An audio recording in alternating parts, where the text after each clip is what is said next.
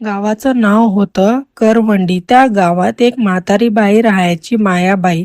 कोणी म्हणायचं ती देवाची रूप, तर कोणी म्हणायचं ती भूत बोलवते. एक दिवस श्रावण महिन्याच्या पौर्णिमेच्या दिवशी गावात एक विचित्र घटना घडली. मंदिराचं मुख्य दार बंद होतं, पण कोणालाही कुलुपाशिवाय गावकऱ्यांनी पुजारीकडे विचारले. पुजारी घाबरून म्हणाला, मी रात्री शेवटची आरती करून बाहेर पडलो, पण त्या सकाळी मंदिराचं दार आपोआप बंद आणि थंडगार झालंय. तेवढ्याच मायाबाई हसली. हे देवाचं शेवटचं दार आहे. जेव्हा तू बंद होतं, कोणीतरी गूढ होणार असतं.